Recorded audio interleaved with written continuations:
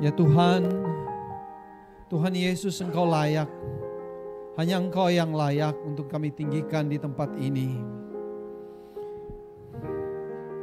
Karena apa yang sudah Engkau perbuat buat kami, memberikan kami kehidupan yang baru yang tidak pernah kami bisa bayangkan sebelumnya. Namun saat ini kami menghidupinya, kami menjalaninya menuju ke kesempurnaan seperti Engkau adanya. Mulia Engkau, ajaib Engkau ya Tuhan. Dan biarlah pada saat ini Engkau melayakkan kami untuk duduk dengan diam mendengarkan kebenaran firman-Mu. Sucikan, kuduskan hati kami ya Tuhan, agar kami boleh memahami kedalaman kasih cinta-Mu kepada kami. Berfirmanlah kepada kami ya Tuhan. Kami menyadari kami orang berdosa, itulah sebabnya kami datang dan mau mendengarkan Engkau. Biarlah firman-Mu menyucikan kami, membersihkan kami, memulihkan kami dari setiap perangkap-perangkap yang sudah dibuat oleh dunia ini. Jadikan kami murid-Mu, berikan kami hati seorang murid yang hanya mendengarkan firman-Mu, dan berikan kami pemahaman-Mu agar kami mengerti, dan kemudian berikan kami kekuatan agar kami bisa hidup di dalamnya, bersuka di dalamnya. Pakai hamba-Mu yang sudah mempersiapkan ini agar kami semua mendapatkan berkat yang sejati daripada-Mu ya Tuhan. Terpujilah nama-Mu, demi Kristus Yesus kami sudah berdoa. Amin. Silakan duduk kembali.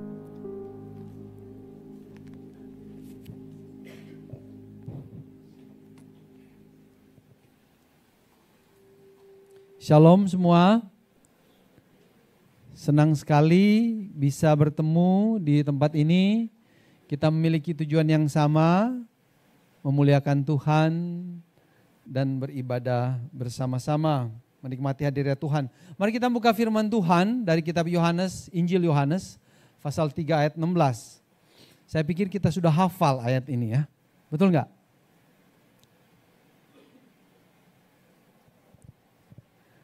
Yohanes 3:16.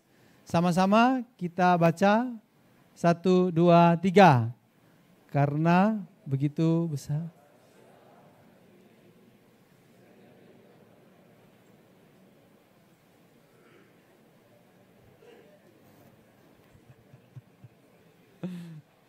Awalnya mantap ya. Karena begitu besar kasih Allah. Tapi belakangnya kayak itu suara-suara. Karena begitu besar kasih Allah akan dunia ini sehingga Ia memberikan anaknya yang tunggal, atau menganugerahkan anaknya yang tunggal, mengaruniakan anaknya yang tunggal, terjemahan yang kedua, TB yang kedua, supaya setiap orang yang percaya kepadanya tidak binasa, melainkan beroleh hidup yang kekal. Ada 3 hal yang saya dapatkan setelah observasi secara singkat. Ya, ada 3. Pertama, motif Allah ketika Dia memberikan, mengaruniakan anaknya, yaitu motif kasih gitu. Dan sebenarnya paralel dengan tujuan ya. Motifnya dan tujuannya itu paralel sebenarnya.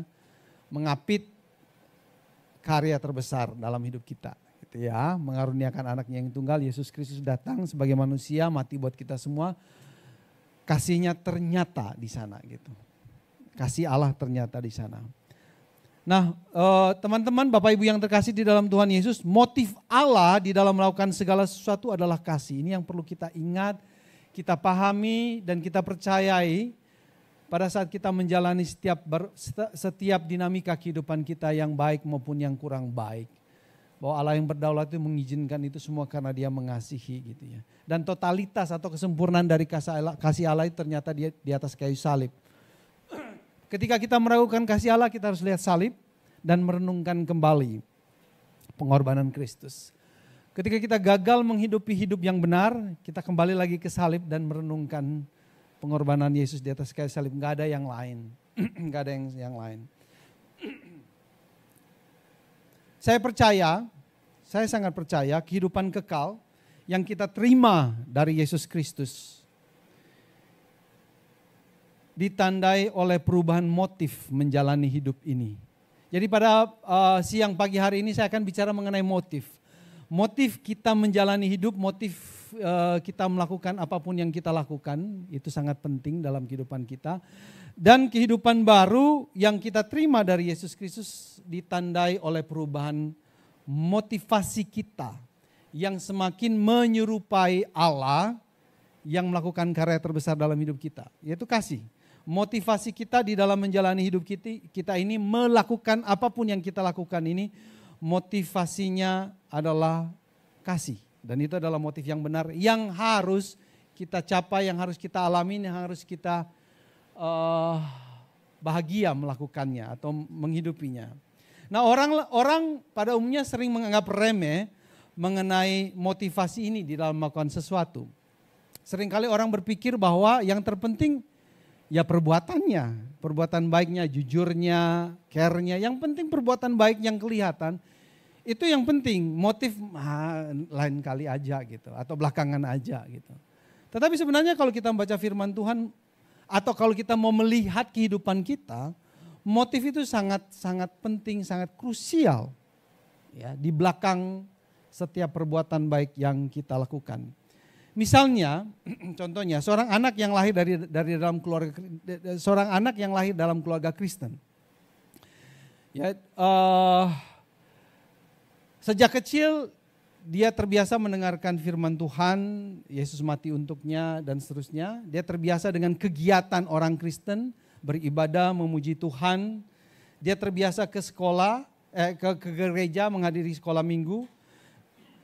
Dan dia bertumbuh di dalam kebiasaan seperti ini. Dari sekolah minggu, SD, SMP, SMA, dia sekolah di sekolah Kristen. Dia terbiasa dengan kebiasaan orang Kristen. Dengan moralitas yang tinggi, harus jujur, punya integritas. Dan dia memiliki itu semua. Ya, karena dia tinggal di dalam lingkungan seperti itu dan orang tuanya mendorong dia dengan kuat untuk melakukan hal-hal yang Kristiani. Singkat cerita dia kemudian lulus SMA, dia keluar, dia kuliah di sebuah universitas umum di mana banyak sekali orang dari berbagai macam agama dan latar belakang di sana. Dan tiba-tiba lingkungan yang Kristiani itu hilang. Dia tiba-tiba menyadari dia sekarang tidak berada di dalam lingkungan Kristiani. Dalam waktu yang singkat, dia berubah. Ini cerita fiktif. Dalam waktu yang singkat dia berubah, dia dengan gampangnya terpengaruh oleh lingkungannya. Dia mulai merokok, memakai drugs, cara berpacaran yang nggak benar, dan seterusnya berbagai macam kegiatan yang lain yang menurut iman Kristianinya itu yang dulu dia hidupin itu berubah. Pertanyaannya sekarang adalah mengapa dia cepat sekali berubah? Sejak kecil dia hidup di dalam lingkungan Kristiani, diajarin iman Kristen, tapi 1-2 tahun di dalam lingkungan sekular dia kemudian berubah begitu cepat. Mengapa dia berubah begitu cepat? Ada yang bilang, ya karena sebenarnya dia belum percaya. Dia hanya mengikuti kegiatan-kegiatan rohani, kegiatan-kegiatan Kristen. Yang gak salah, memang iya. Tapi sebenarnya kalau kita mau memikirkan, karena motifnya belum berubah, hati di mana motif itu terletak, dorongan terkuat untuk hidup itu belum berubah. Lalu mengapa selama dia dari kecil sampai SMA dia seperti orang Kristen? Karena pressure yang ada dari luar dirinya. Lingkungannya yang Kristen itu mendorong dia. Kenapa? Dia merindukan penerimaan, dia merindukan pengakuan dan oleh karena itu dia harus menjadi sama dengan lingkungannya. Dan oleh karena itu dia memiliki perilaku seperti itu. Tetapi sebenarnya hatinya, motifnya belum tersentuh oleh kasih Kristus. Sehingga dalam waktu yang singkat ketika lingkungannya berubah dan gak ada pressure seperti itu lagi, dia berubah. Jadi teman-teman yang terkasih di dalam Tuhan Yesus, motif itu sangat penting sekali untuk melihat apakah kita benar-benar sudah mengalami kasih Kristus atau enggak. Rick Warren di dalam bukunya The Purpose Driven Life, ya, itu menulis ada 5 motif orang itu hidup. Yang dibentuk oleh lingkungan, saya percaya, dan juga karena naturnya yang berdosa. Dia katakan motif orang memutuskan sesuatu, menjalani hidupnya, atau penggerak, drivers, yang menyetir keputusannya, tindakannya, prioritasnya dalam hidup, itu ada 5 paling enggak. Pertama rasa bersalah, rasa marah yang mendorong dia hidup, rasa takut, materialisme, dan pengakuan akan orang lain. Kurang lebih seperti ini, ya. Misalnya materialisme, segala sesuatu diukur dari berapa banyak materi yang dia terima. Relasi dengan orang diukur dari materi. Ya. Itu salah satu contoh. Sebuah kisah tentang Louis Zamperini sudah difilmkan. Kalau nggak salah ada 2 filmnya.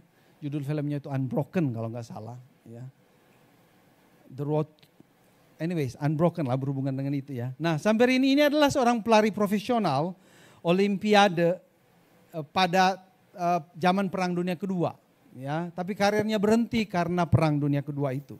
Dan dia harus ikut wajib militer dan kemudian ikut berperang ke, waktu itu kalau nggak salah lawan Jepang. Jadi wajib militer mengharuskan dia ikut dalam medan peperangan untuk melawan Jepang. Dan dalam perjalanannya ke medan pertempuran, pesawatnya tertembak, jatuh, tapi dia nggak mati. Ya, jatuh di laut dan dia bersama dengan beberapa temannya terkatung-katung di laut, gitu ya.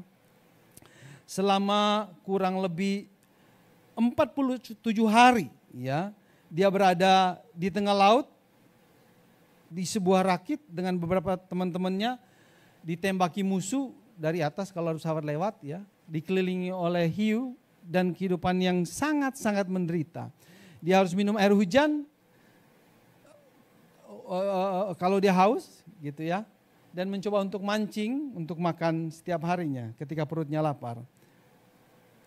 Tapi puji Tuhan, ya, mereka, ya dia, ya si Louis ini berhasil bertahan selama 47 hari, lalu selamat, ya, diselamatkan tepatnya sebenarnya. Tapi cilakanya yang menyelamatkan mereka bukan tentara Amerika, tapi tentara Jepang. Lalu kemudian mereka harus masuk penjara, menjadi tahanan perang selama kurang lebih 2,5 tahun. Kalau pernah nonton filmnya, mereka disiksa dengan sangat sadis di tahanan Jepang itu. Namun si Louis ini bertahan, ya. tidak mau menyerah. Ya. Dia bertahan untuk hidup selama 2,5 tahun, mengalami berbagai macam siksaan yang melampaui, ya, batas kekuatan manusia, tapi somehow puji Tuhan dia bisa bertahan hidup. Dan akhirnya kalau nggak salah karena bom Hiroshima Nagasaki, ya, kemudian Jepang menyerah, lalu kemudian dia selamat, lalu pulang ke Amerika, ya, dia bebas. Tapi ternyata kisahnya tidak berakhir di sana. Setelah dia bebas dan pulang ke rumah di Amerika, lalu kemudian dia menikah di sana, ketemu pasangan hatinya, kekasih hatinya. Namun kemudian setelah dia menikah, kesulitan kemudian muncul. Ternyata dia itu nggak bisa melupakan apa yang sudah dilakukan oleh tentara Jepang kepada dia. Jadi hatinya itu penuh dengan rasa marah dan dendam, ingin membalas apa yang sudah dia alami selama dia berada di Jepang. Dia kemudian jatuh di dalam alkoholisme, kecanduan, lalu dia sering mimpi buruk, kembali ke sana dan ingin membalas dan seterusnya. Dan oleh karena itu kehidupan pernikahannya menjadi kacau balau. Oleh karena dia dibelenggu oleh rasa marah dan dendam. Ya, dan ironis, sungguh ironis ya. Kenapa? Karena dia sebenarnya sudah bebas dari belenggu di Jepang, kembali ke Amerika, negara yang bebas. Tapi ternyata dia masih berada di dalam belenggu rasa marah. Dan dia hidup, ya puji Tuhan, istrinya adalah orang beriman, mendoakan dia, ya, membawa dia ikut dalam persekutuan dan seterusnya. Dan akhirnya dia ikut dalam sebuah KKR, ya, di Los Angeles, Billy Graham pada waktu itu. Dan puji Tuhan, Tuhan kemudian menyelamatkan dia sehingga dia mengerti dan kemudian dilepaskan dari belenggu rasa marah itu. Dan kemudian dia, ya, seperti di gambar itu yang paling kiri, ya, yang sudah tua itu. Ini salah satu contoh bagaimana kalau kita dibelenggu oleh rasa marah, motif kita di dalam menjalani hidup dan keputusan kita oleh karena rasa marah. Ya, masih banyak yang lain. Saya berharap kita bisa memikirkan dan merenungkan itu bagaimana kita menjalani hidup ini. Ya. Nah, bagaimana sebenarnya kita bisa memiliki motif seperti ini? Si Louis karena pengalamannya buruk ya, diperlakukan oleh orang lain. Selain karena memang kita orang berdosa, motif ini juga seringkali dibentuk di dalam keluarga kita sebenarnya tanpa kita sadari. Bagaimana orang tua mengajarkan kita sesuatu yang benar, tetapi dengan motif yang salah. Contohnya, ya, ketika orang tua mengajarkan kita untuk taat. Taat ya. Karena kalau kamu nggak taat, nanti kamu di apa? Dihukum. Atau kalau kamu nggak taat, nanti Tuhan akan menghukummu. Jadi orang tua tanpa sadar mengajarkan kita sesuatu yang benar, taat, tetapi dengan memberikan motivasi yang salah. Apa? Motivasi rasa takut. Kalau kamu nggak taat, kamu akan dihukum. Kalau kamu nggak taat, maka Tuhan akan menghukummu. Atau contoh yang lain, tanpa sadar memberikan motivasi kesombongan. Kita itu orang Kristen loh, kita tidak sama dengan orang lain. Kita orang benar, kita taat kepada Tuhan, orang yang sono enggak. Tanpa sadar, yang diajarkan, motif yang diajarkan adalah kesombongan. Walaupun sebenarnya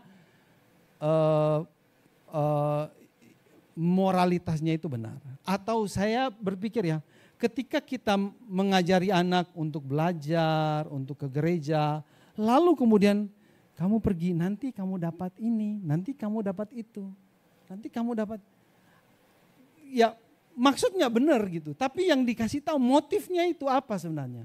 Ada upahnya loh. Tapi bukan karena perbuatanmu yang benar dan baik itu. Tapi ada upahnya. Kamu lakukan yang baik, nanti kamu dapat upah. Yang ini, yang itu, yang ini. Jadi motifnya bisa jadi materialisme gitu.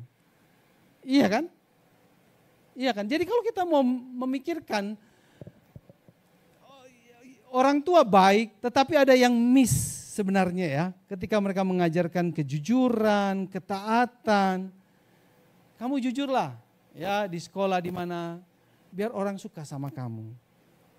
Iya kan? Tanpa sadar mengajarkan apa? Pengakuan. Yang kita cari pengakuan orang lain.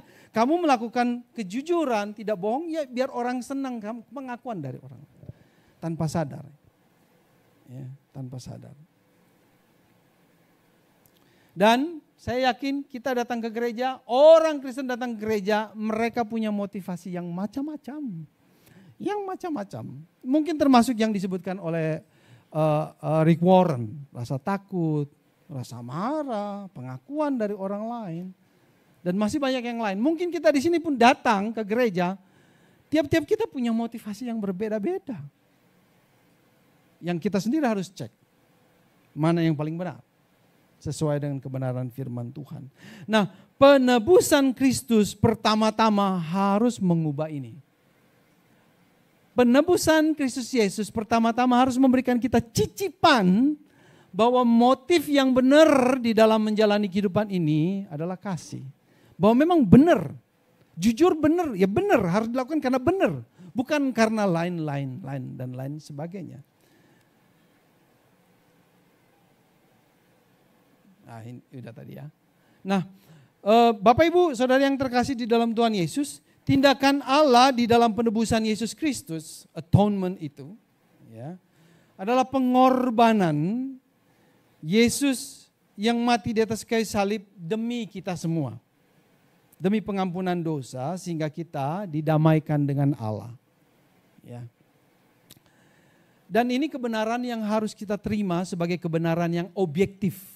Bahwa 2000 tahun yang lalu Allah itu menjadi manusia di dalam Yesus Kristus, menghidupi kehidupan yang sederhana, membela orang-orang lemah yang berdosa, supaya mereka diampuni dosanya, supaya mereka percaya kepadanya. Lalu dia mati dihukum karena kepercayaannya itu, lalu kemudian dia dibangkitkan oleh Tuhan. Nah ini kebenaran yang objektif dalam sejarah dan kita harus mempercayainya, walaupun kita tidak melihatnya sebagai jalan keselamatan itu. Arti penting dari penebusan Yesus Kristus ada dua, keadilan ilahi dan kerahiman ilahi.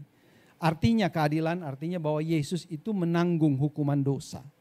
Walaupun dia tidak hidup berdosa. Ini menarik ya. Dia hidup benar 100%, tapi dia mengalami penderitaan seperti orang berdosa. Orang berdosa wajar menderita, tapi Yesus enggak. Tapi sebenarnya dia menderita dan mati bukan karena dosa dia, tapi dosa kita semua. Keadilan Allah atas dosa-dosa kita ditimpakan kepada Yesus Kristus. Kabar baik buat kita bukan? Kabar baik buat kita. Tapi bukan hanya keadilan, tapi juga kerahiman atau belas kasihan Allah. Artinya melalui kematian Yesus Kristus, keselamatan itu diberikan kepada kita semua. Allah menawarkan pengampunan. Kenapa? Karena hukumannya sudah diterima oleh Yesus. Oleh karena itu ditawarkan kepada kita semua. Kalau kamu mau diampuni dosanya, kalau kamu mau supaya dosa-dosamu itu sudah diampuni, sudah dihukum, kamu percaya pada Yesus Kristus. Jadi dua, ya, di dalam Yesus Kristus, di dalam pengorbanan, penebusan Yesus Kristus, hukuman keadilan Allah ditegakkan, belas kasihan Allah dilimpahkan, dicurahkan kepada orang yang percaya. Ya, orang yang percaya. Walaupun Yesus mati untuk semua orang, ya, sepanjang sejarah manusia ini cukup, ya. Tetapi hanya mereka yang percaya saja yang mengalami apa yang disebut dengan pengampunan dosa dan mencicipi kasih Allah yang sempurna. Kasih Allah yang dulu menciptakan alam semesta itu, kita alami hari ini di sini pada saat kita percaya kepada Yesus Kristus sebagai Tuhan dan Juru Selamat pribadi kita. Yesekiel pasal 36 ayat 25 sampai 27. Kita baca bersama-sama. 1, 2, 3.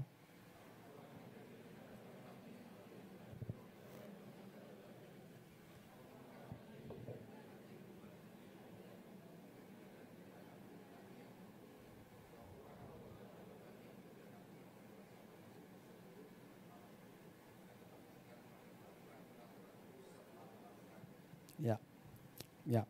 Ini nubuatan yang diberikan oleh Yesekiel dan itu terpenuhi di dalam Yesus Kristus oleh karya Roh Kudus melalui Yesus Kristus dan kepada kita semua. Ini nubuatan orang-orang yang sudah ditebus oleh Yesus Kristus. Jadi kita memiliki, Yesekiel menulis kita memiliki hati yang baru. Bukan hati yang batu, tapi hati yang baru, hati yang mengasihi. Karena kasih Allah yang ajaib sudah masuk dalam diri kita. Itulah sebabnya kita sebut perubahan itu dari dalam keluar.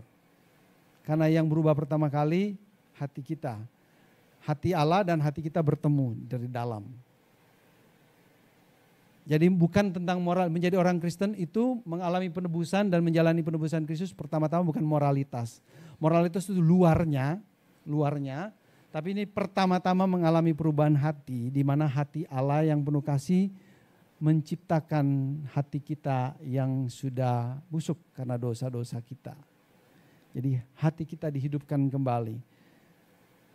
Oleh karena itu pergumulan batin orang percaya itu sebenarnya atas dasar kebenaran firman Tuhan.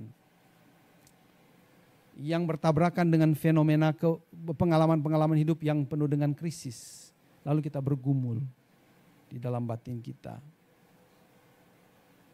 Hati yang baru ini bertumbuh karena dia bertemu dengan firman Tuhan. Jadi makanan hati yang baru ini, kalau kita mau pakai kata makanan, yang sehat, itu adalah firman Tuhan. Dan kita yang tahu bahwa firman Tuhan adalah makanan buat jiwa saya yang baru harus membacanya. Ya, dan harus memutuskannya.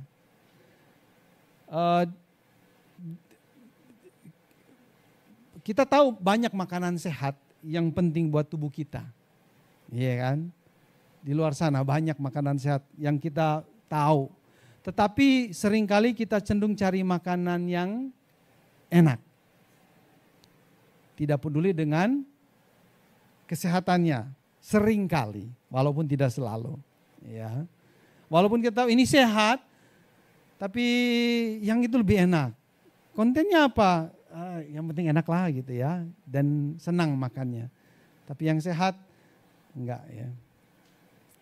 Ada seorang pengurus mengatakan, yang enak itu racun katanya. Artinya yang enak tidak selalu baik ya, makanan.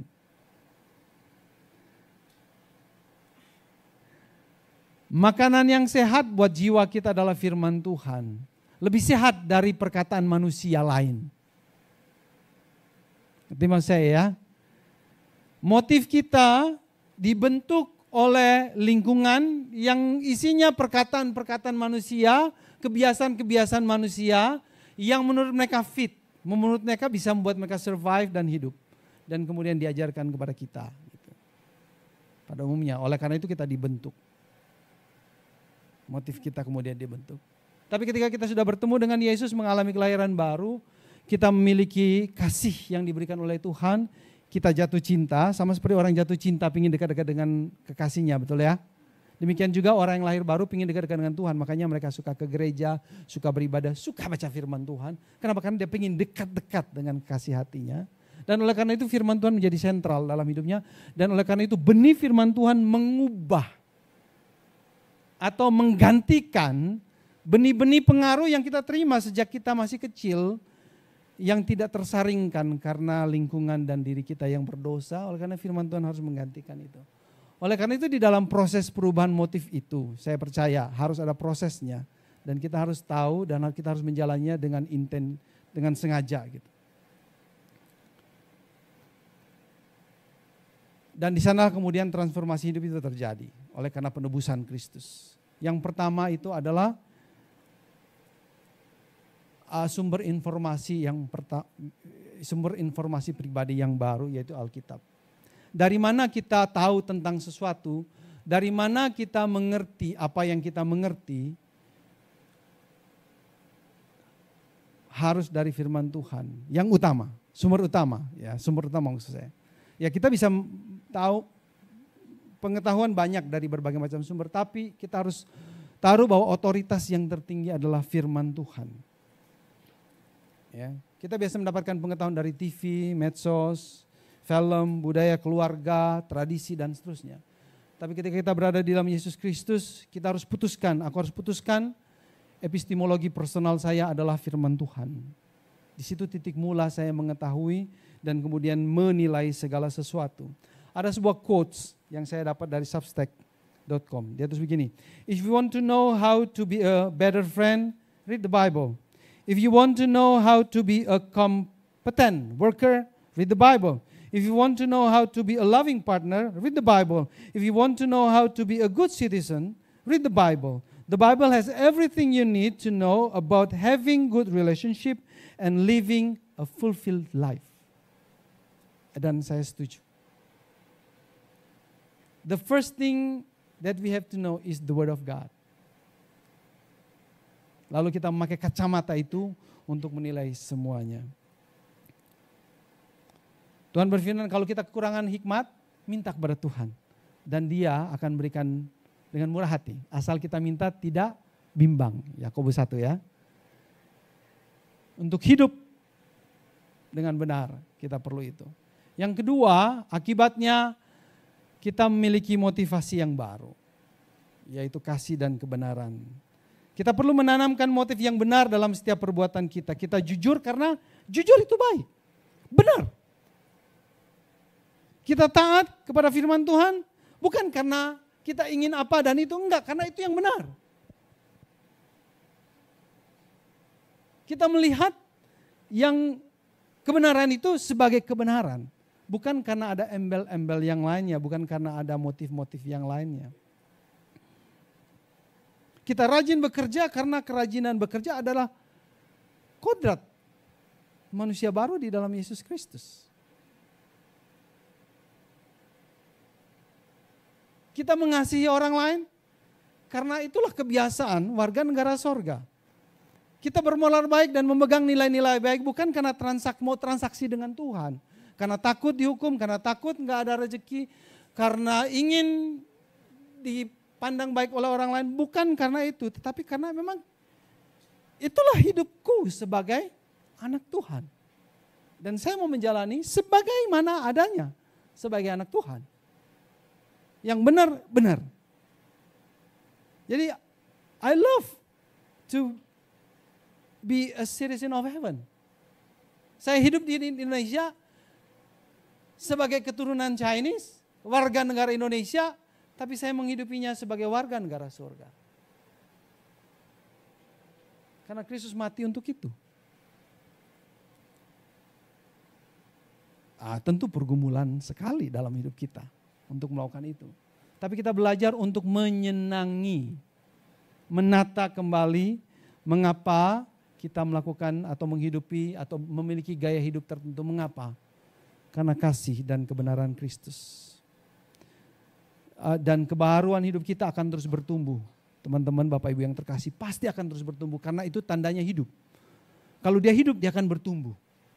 Kalau dia hidup, dia akan bertumbuh. Seringkali kita melihat, seringkali kita kekurangan contoh orang Kristen yang bertumbuh dan berbuah. Seringkali kita mendengarkan orang-orang Kristennya, ya memang kita berdosa, ya sudahlah. Secara tidak langsung pesimis dengan kehidupan Kristen yang sudah kita terima di dalam Kristus. Akhirnya ya udahlah, itu terlalu tinggi, ya terlalu teori tapi hidupnya susah. Jadi nggak punya optimisme untuk menjalani hidup sebagai warga negara surga di dalam dunia ini. Sebagaimana maksud Yesus menyelamatkan kita. Ambisinya kurang tinggi. Kenapa? Contohnya nggak ada. Kedua, saya pikir karena kita tidak terlalu bergaul dengan firman Tuhan. Dan kemudian akhirnya kita memiliki perubahan pola pikir yang baru.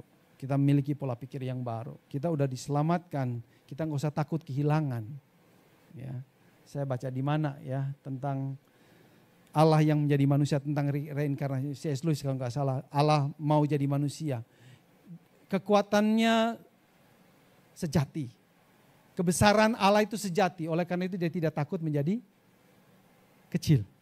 Menjadi lemah. Kekuatan yang sejati terlihat ketika orang itu mau menjadi lemah. Gitu. Ada sebuah cerita bagaimana perubahan pola pikir dari kebiasaan yang lama. Tim Keller menceritakan kisah ini karena jemaatnya mengalami perubahan itu. Dia datang berkunjung ke orang itu. Jadi ada seorang tua, dia tidak berpendidikan. Waktu itu dia sudah nggak bisa jalan juga gitu ya. Tetapi orang ini adalah orang yang pemarah.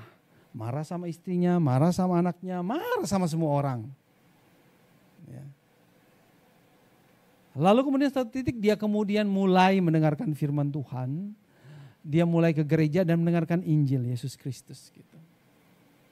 Dalam kurun waktu tertentu, anaknya, keluarganya kemudian memperhatikan, papinya udah berubah gitu. Dan mereka amazed, kok bisa berubah. Lalu menceritakan kepada gembalanya, which is Tim Keller gitu ya. Lalu dia datanglah berkunjung ke sana gitu.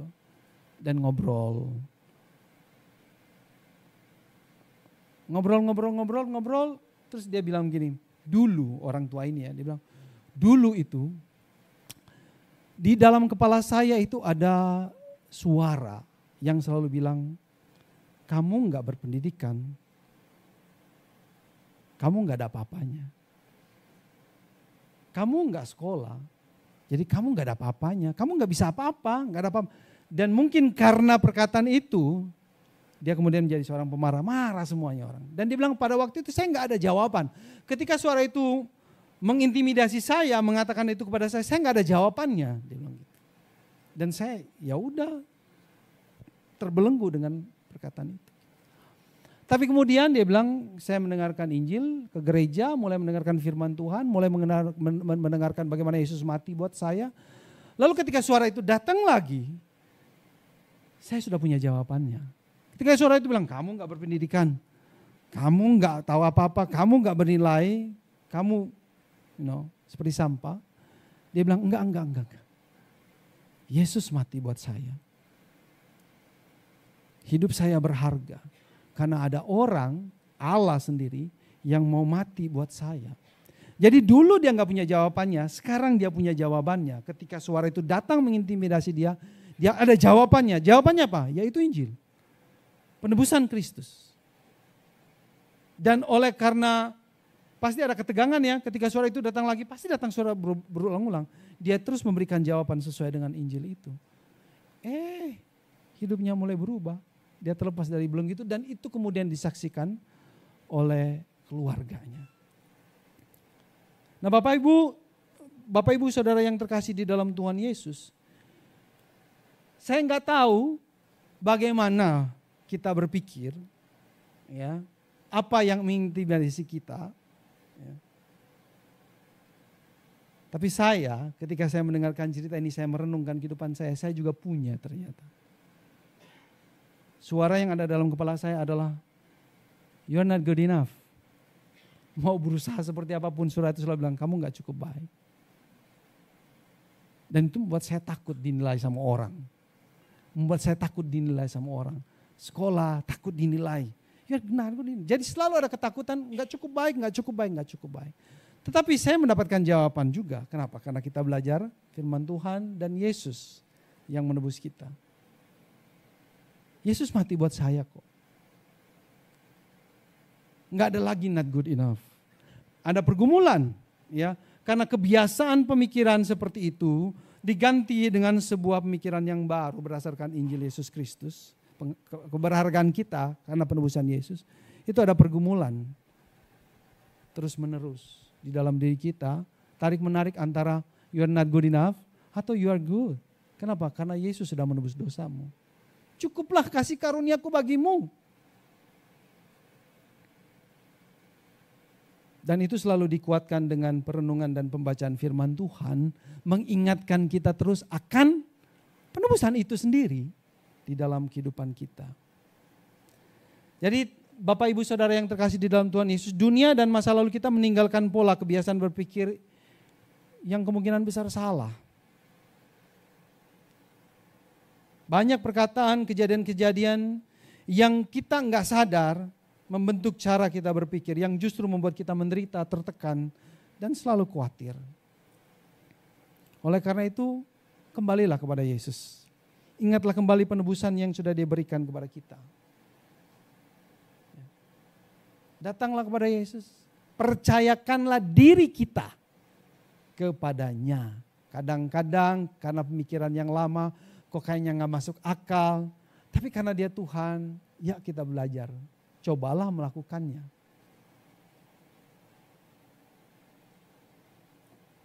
Jadikan firman Tuhan sebagai sumber pengetahuan utama dalam hidup saudara dan saya. Belajarlah motif-motif yang baru yang kita terima dari kebenaran firman Tuhan dan buang yang lama, ya, yang sangat menekan itu. Dan mari kita mengubah pola pikir yang lama dan digantikan dengan yang baru. Melalui perenungan dan pembacaan firman Tuhan dan mengingat selalu akan penebusan Yesus Kristus. Ketika saya merenungkan keberhasilan dan kegagalannya di dalam menjalani proses sanctification ini, proses transformasi ini, yang saya alami adalah kesukacitaan yang terbesar itu adalah ketika merenungkan firman Tuhan. Saya gagal, saya berhasil di dalam proses transformasi ini. Ketika saya berhasil, hari ini, besok saya bisa gagal lagi. Dan itu bisa mendukakan hati. Tetapi yang memberikan sukacita itu ketika kembali membaca firman Tuhan, dan Tuhan itu meyakinkan bahwa you are loved. Kamu dicintai, Yesus mati buat engkau dan engkau percaya kepada Yesus. Sukacitanya itu, kalau dalam pengalaman saya, sukacitanya itu karena kembali lagi pada firman Tuhan dan baca dan merenungkan dan enjoy firman Tuhan. Dan ketika kembali ke dalam kehidupan, kita berusaha, banyak failnya. Lalu kemudian saya pikir, memang kita nggak bisa berharap kepada manusia, bahkan kepada diri sendiri saja. Hanya sumber sukacita itu hanya datangnya dari Tuhan. Dan saya mendorong teman-teman sekalian, nikmatilah firman Tuhan, bacalah itu. Ketika engkau gagal menjadi orang baik, ketika kehidupan lamamu menguasai engkau, mungkin ya, kembali lagi, bersukalah di dalam Tuhan dan dapatkan kekuatan baru di dalam Tuhan. Mari kita tundukkan kepala kita berdoa.